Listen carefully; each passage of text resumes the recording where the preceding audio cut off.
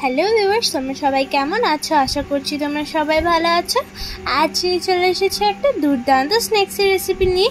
তোমরা এমনিতেও আমার চ্যানেলে অনেকই স্ন্যাক্সের রেসিপি দেখে থাকবে আর বানিয়েও থাকবে, কিন্তু আজকের এই স্ন্যাক্সটা কিন্তু খুবই সুন্দর একটা স্ন্যাক্স, বাড়িতে বানিয়ে নিয়ে যাওয়া একটা খুব সুন্দর স্ন্যাক্স, যেটা তোমরা মুদিখানার দোকানে কিন্তু খুব সহজে পেয়ে যাও, কিন্তু সেগুলো হয় আনহেলদি, বা তোমরা এটাকে বলতে পারো যে অনেক দিনকার তেলে ভাজা। কিন্তু আজকে আমি বানিয়ে দেখাবো মিনি নিমকি, যেটা একেবারে তোমরা নিজের বাড়িতে বানিয়ে নিতে পারবে, তাও আবার পারফেক্টভাবে। আর এটা এতটা সুন্দর মুচমুচে হয়, আমি তোমাদেরকে বলে বোঝাতে পারবো না। তো চলো এটার জন্য কী কী উপকরণ লাগছে সেটা প্রথমেই জেনে নিই। তো প্রথমেই দেখো, আমি একটা মিক্সিং বোলে দিয়ে দিয়েছি 2 কাপ পরিমাণ ময়দা, এরপরে সামান্য পরিমাণ লবণ, এরপর আমি এর মধ্যে অল্প পরিমাণ চিনি আর জোয়ান দিয়ে দিলাম, এরপরে দিয়ে দিলাম কালো জিরে, তারপর এটাকে তেল দিয়ে কিন্তু ভালোভাবে মিক্স করে নিয়েছি।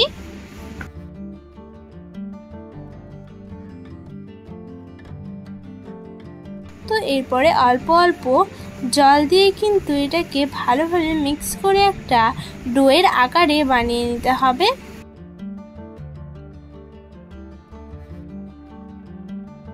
দেখো অল্প অল্প করে জল দিচ্ছি আর মিক্স করেই যাচ্ছি।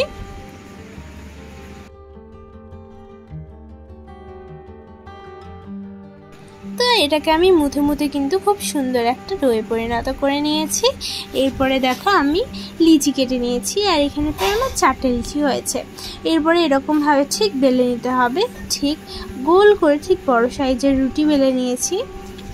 এরপর আমি এর মধ্যে তেল দিয়ে দিলাম।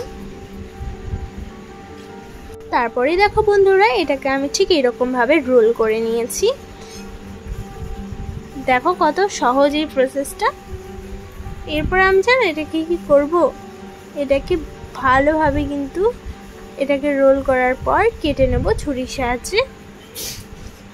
আর দেখবে এটা কিন্তু খুব সুন্দরভাবে ভাঁজ হয়ে গেছে।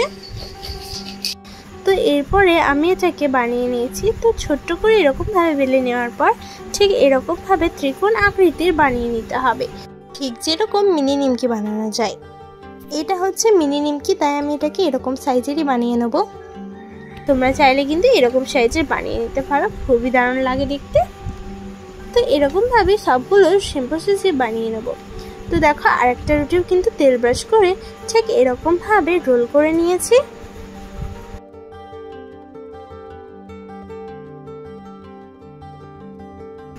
তো এরপরে কেটে কিন্তু ঠিক এরকমভাবে রোলগুলোকে গোল গোল শেপ বানিয়ে নিয়েছি।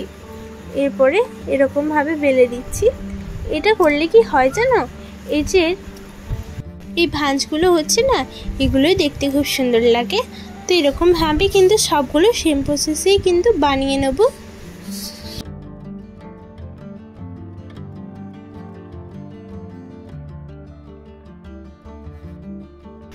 এদিকে গ্যাস ওভেনে একটা কড়াই চাপিয়ে এর মধ্যে দিয়ে দিয়েছি তেল। এরপর শুধু তেলটা গরম হওয়া অপেক্ষাতে রয়েছি। যখন বন্ধুরা আমার এই তেলটা ফুটে যাবে, তখন কিন্তু আমি মিনি নিমকিগুলো এক এক করে কিন্তু ছেড়ে দেব। এগুলো দেখবে একেবারে খুব সুন্দরভাবে ফুটতে শুরু করে দিয়েছে।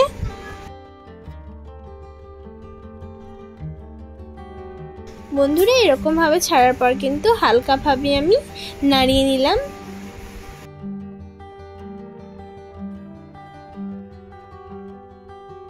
তারপরে উল্টে পাল্টে কিন্তু ঠিক লাল লাল মতো করে ভেজে নিতে হবে।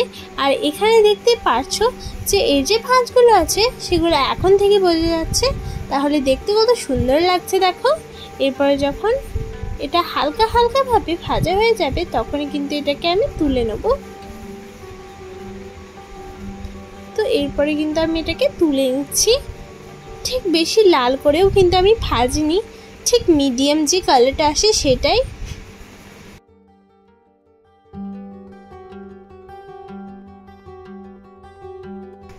তো এরকমভাবে কিন্তু সবগুলোকে বানিয়ে নেবে, সবগুলো এরকম সেম প্রসেসে বানিয়ে নিলে যথেষ্ট, খুব সুন্দর লাগবে দেখতে।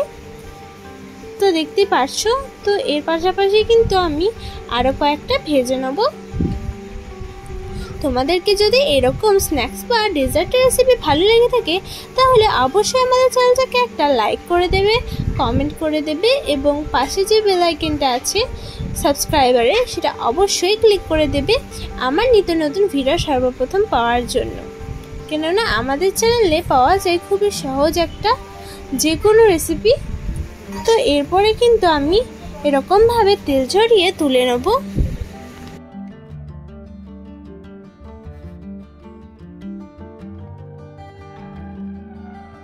এরপরে কিন্তু মিনি নিমকিগুলো একেবারে রেডি। আর দেখে নিশ্চয়ই বুঝতে পারছো যে কতটা পরিমাণ মুচমুচে হয়েছে, একেবারে লেয়ারগুলো বোঝাই যাচ্ছে কতটা পরিমাণ সুন্দর হয়েছে। আর দেখো শুধু,